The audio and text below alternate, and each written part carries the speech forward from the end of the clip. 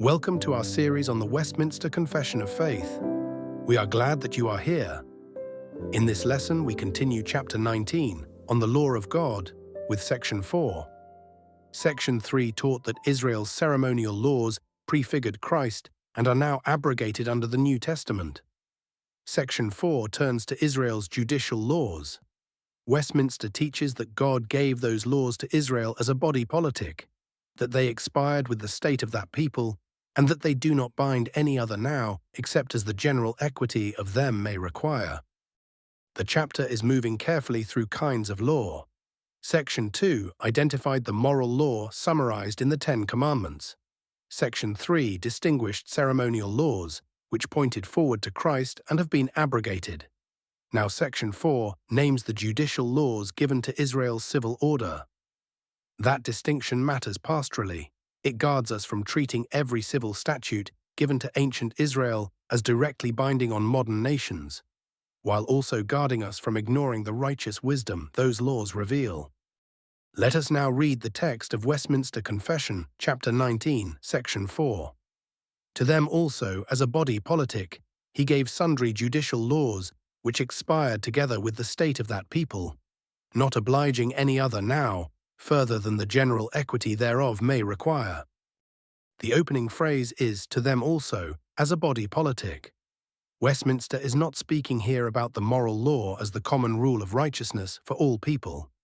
It is speaking about laws God gave to Israel in its civil existence. Israel was not merely a collection of private believers. Under the Old Covenant, Israel had courts, penalties, inheritance rules, property protections, and public order.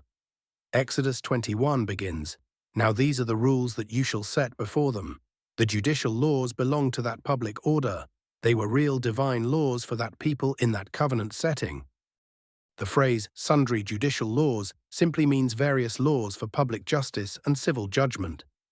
Exodus 21 through 23 gives examples across ordinary life: servants, injuries, property, restitution, honesty in court, treatment of the poor, strangers, widows, and fatherless children. Exodus 23 verse 6 says, "You shall not pervert the justice due to your poor in his lawsuit." That is a concrete command against false judgment. These laws show that the Lord cares about justice in concrete cases. The civil order of Israel was not morally neutral. It was accountable to the God who defends the vulnerable and hates false judgment. Westminster then says these judicial laws expired together with the state of that people. That line is load-bearing. The Old Covenant civil state of Israel has expired. It is not continued as a civil polity in the New Covenant Church or in modern nations. Genesis 49 anticipated rule in Judah until the promised one would come, and 1 Peter 2 teaches believers to live under ordinary civil authorities. That supports the proof note trajectory. But it is not a standalone expiration proof. The New Testament does not direct the Church to rebuild Israel's Old Covenant civil state. So Mosaic judicial penalties and arrangements do not bind others as such, simply because they were once given to Israel. They oblige only as their general equity may require. The next phrase is just as important: not obliging any other now. That does not mean civil rulers are free from God's moral authority.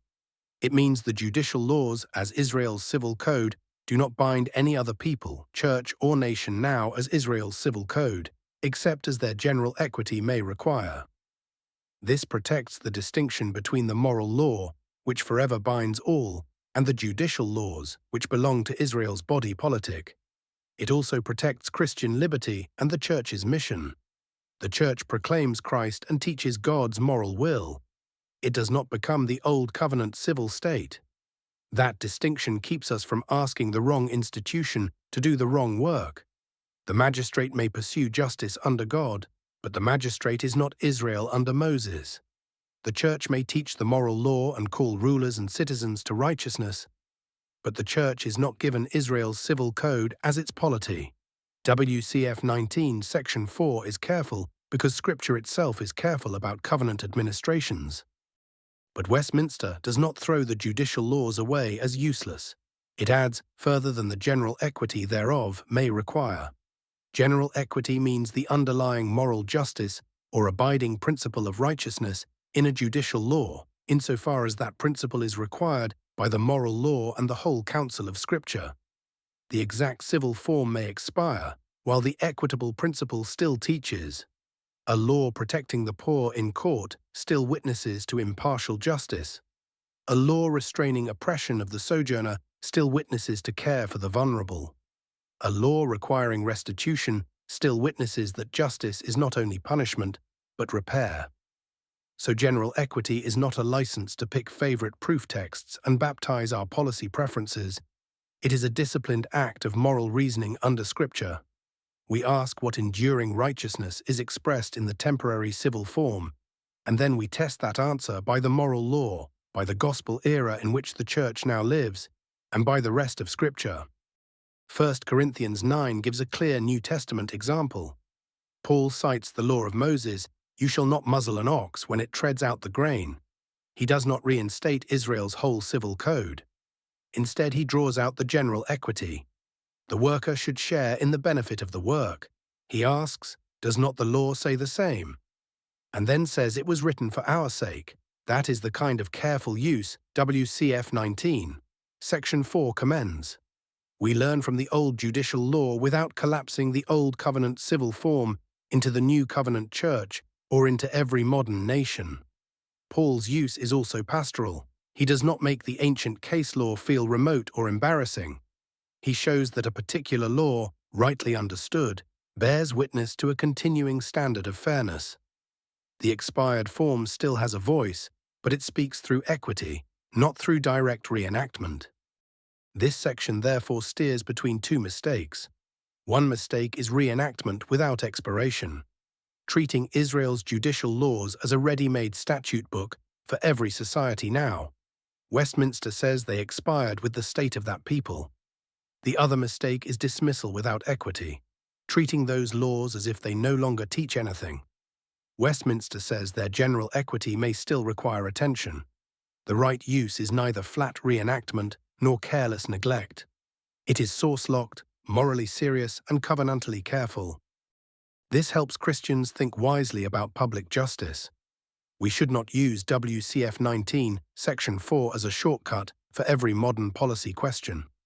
General equity requires careful judgment, but the section does tell us where to look. Beneath the expired civil form, what principle of justice is being taught? Does it protect life, property, truth, family order, worship, due process, or the vulnerable? The answer must be tested by the moral law, by the whole counsel of Scripture, and by the different covenantal setting in which the Church now lives. That kind of judgment is slower than slogans, but it is more faithful. It lets the law teach us reverence for God's justice without pretending that every question is simple.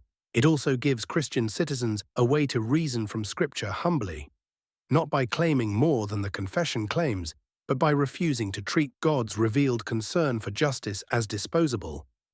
Finally, notice where Section 4 leads. It has distinguished the judicial law from the moral law, but it has not weakened the moral law. The very next section will say that the moral law forever binds all, justified persons as well as others, to obedience. So we should not let the expiration of Israel's civil laws become an excuse for moral looseness. The judicial laws expire as a civil code. The moral law remains. General equity matters because God's righteousness has not expired. As we discuss this section, focus on the distinction Westminster is making.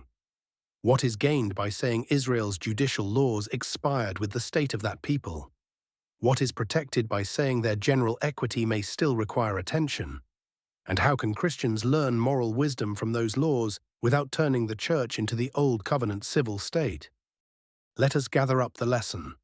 WCF 19, Section 4 teaches that God gave Israel judicial laws as a body politic.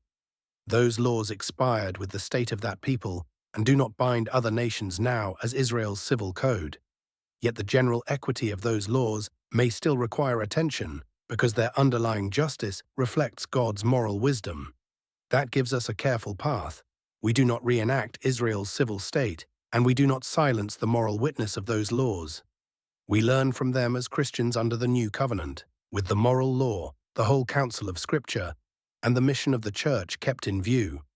Next, WCF 19, Section 5 will return to the moral law itself and teach that it forever binds all people, justified persons as well as others, to obedience.